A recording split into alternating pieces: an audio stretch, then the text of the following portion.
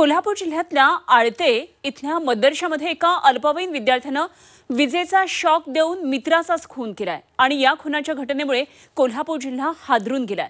मात्र मदरशातल्या या विद्यार्थ्यानं हा खून का केला त्याचं कारण जर तुम्ही ऐकलं तर तुम्हाला धक्का बसल्याशिवाय राहणार नाही।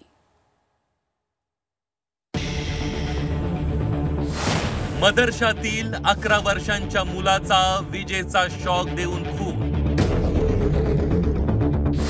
मदरशाला सुट्टी मिळावी यासाठी घेतला मित्राचा जीव।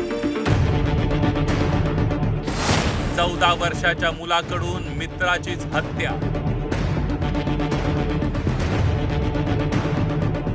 कोल्हापूर जिल्ह्यातील मदरशात एका अल्पवयीन विद्यार्थ्याने विजेचा शॉक देऊन मित्राचा खून केल्याची धक्कादायक घटना घडली आहे। आळते इथल्या निजामिया मदरशात ही खुनाची घटना समोर आली। मात्र या विद्यार्थ्याने आपल्या मित्राची हत्या का केली याचं कारण ऐकलं तर तुम्हालाही धक्का बसेल। खुनामुळे मदरसा बंद पडून आपल्याला सुट्टी मिळावी यासाठी या विद्यार्थ्याने आपल्या मित्राचीच हत्या केल्याचं समोर आलंय। रात्रीच्या अंधाराचा फायदा घेऊन अल्पवयीन आरोपीने 11 वर्षीय मित्राच्या तोंडात गोळा कोंबला, त्यानंतर विजेचा शॉक देऊन त्याचा खून केला।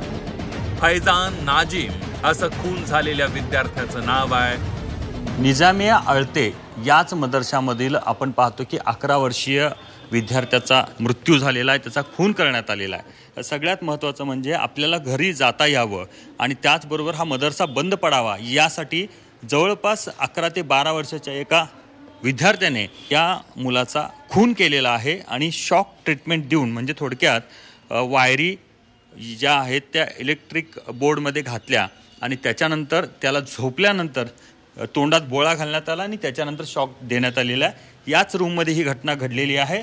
सध्या पोलिसांनी ही रूम लॉक केली आहे।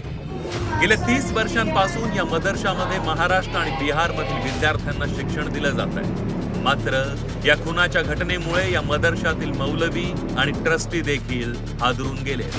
किसी बच्चे से कोई दुश्मनी भी नहीं थी, कोई झगड़ा भी नहीं था, कोई भी मसला नहीं था, लेकिन बस हमारे पढ़ाई में दिल नहीं लग रहा था, हमको जाना था, इसलिए कुछ ना कुछ उल्टा सीधा करके मदरसे को बदनाम करने के लिए उन्होंने ऐसा किया। कैसे मिले वायर ये लोग कहाँ से लाए हम लोग को भी किसी को पता नहीं है। या खून प्रकरणी हातकणंगले पोलिसात गुन्हा दाखल करण्यात आला। पोलिसांनी संशयित विद्यार्थ्याला ताब्यात घेतलंय। दरम्यान सुट्टी मिळावी आणि घरी जाता यावं यासाठी खून केल्याची कबुली आरोपीने दिली आहे।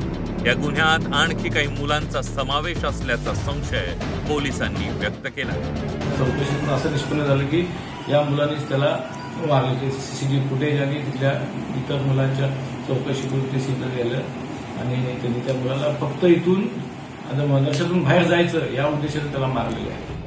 कोल्हापूरच्या आळते इथल्या मदरशात घडलेल्या या घटनेनंतर मुलांच्या मानसिकतेविषयी चर्चा करणं गरजेचं बनलंय। केवळ मदरशातून सुटकेसाठी जर विद्यार्थी खून करत असतील तर या मुलांची मानसिकता कशी असेल याचाही तपास होणं महत्त्वाचं आहे। प्रताप नाईक, झी 24 तास, कोल्हापूर।